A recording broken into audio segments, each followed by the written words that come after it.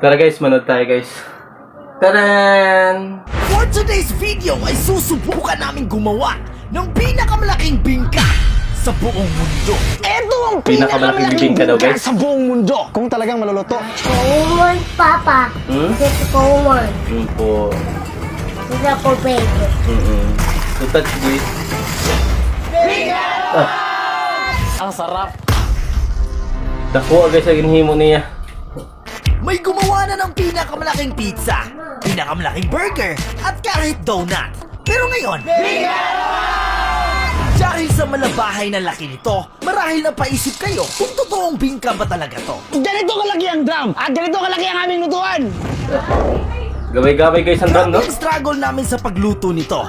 Pero mas grabe ang struggle sa paggawa ng lutuan. Sa totoo lang, wala talaga akong alam sa pag-fabricate ng mga ganito. Kaya naghanap ako ng marunong gumawa.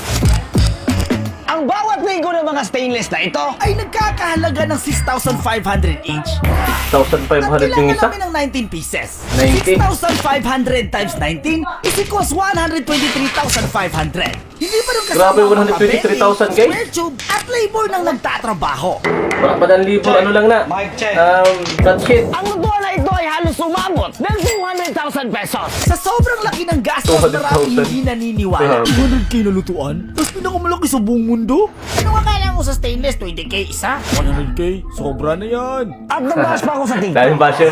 At ang ulan na to ay isa sa pinakamalaking pagsubok. Ito yung problema dahil di kami pwede magpatuloy kapag ulan. Day 3 guys, sa mga trabaho ron.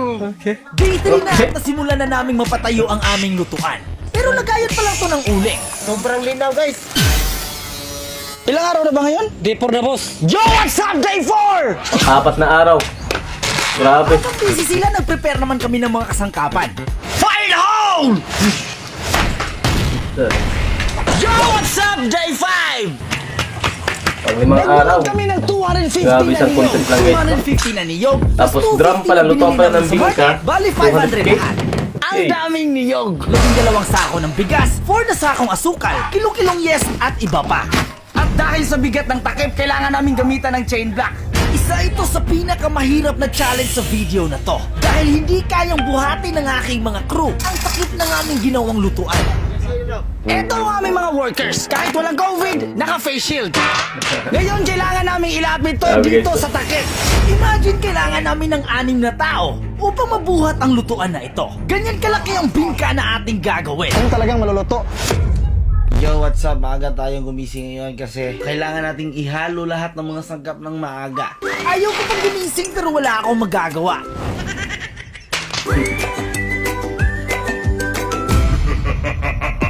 AM kaming gumising 3 AM ng umaga. Maghahalo lang yan guys, ha? na para bang nasa National Geographic tayo. Discarding pala ka. Maliban sa palaka, may ibang nilalang rin na gutom na nagmamasiglang sa kadiliman. Papakita ko sa inyo kapangyarihan ko. Today is the moment of truth. Kaya excited ako kung anong kalalabasan ng bingkang ito. Medyo matatagalan kami dito. Wala akong alam sa pagluluto ng bingka. Pero ito si Lolo. Lagpas 20 years na siya nagluluto nito.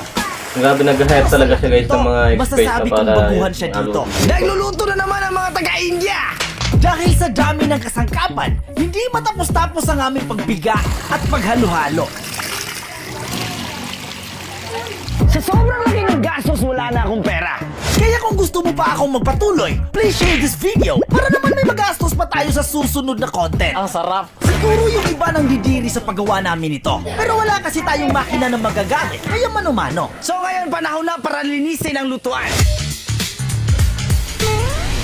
Pagkatapos namin kamayin Oh, lahat, kinakamay talaga sinimulan lahat, namin guys. ang pagluto. Lagyan natin ng flavor, vanilla, ice baby.